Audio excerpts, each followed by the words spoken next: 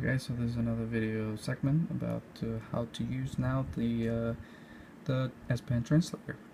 So the way it works, you actually open up the air command and you see the translate.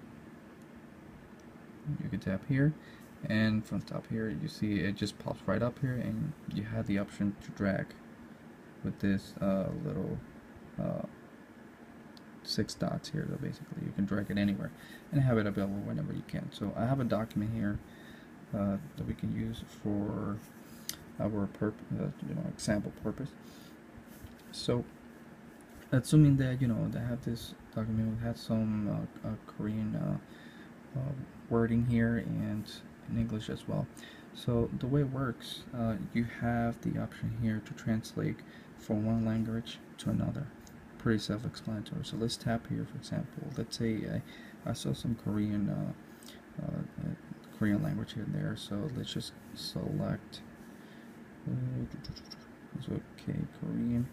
Okay, I want Korean to English. Right. Okay, so now the way it works, all you have to do is just hover over it. Hover on the word, and you see the translation already here. Official translation. That's what it's trying to tell you what it means. So when you press here, you hear the pronunciation.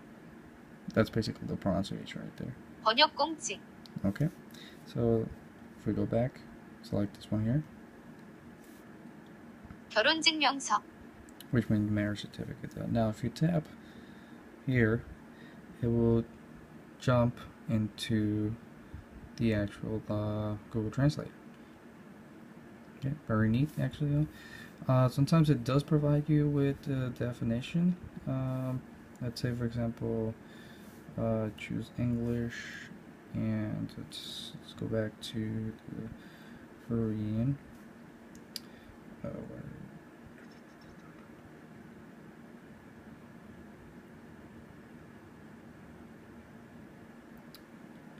Alright, sorry about that. Let's do Spanish instead here. For some reason I couldn't find it. No, maybe I'm terrible at it. But anyway, so let's say I want to translate from English to Espanol. So I hover on group, and it says group, and Spanish is grupo. Okay, so I have group. My pronunciation. I tap on this. Notice that this time it gives me like nouns.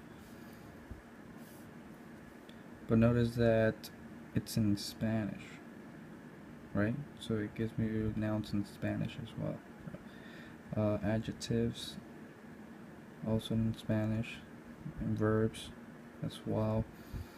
And definition as well, which is really neat. It could be neat sometimes there. Most of the time it is, though. But that's basically how translation works. So. Now, another funny thing is that, let's say if I do not choose, if I choose another language, let's say to translate to, let's say to Espanol, or maybe let's just choose English. Okay, let's say Dutch to English. The funny thing is that if I want to translate cannot, for example, right?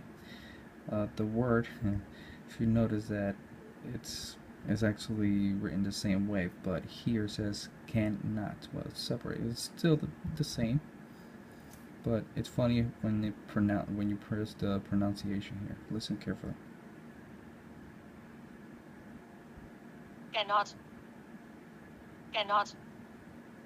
So it sounds like the way that the bot pronounces this word. It sounds like the same way that a Dutch speaker would actually pronounce the word.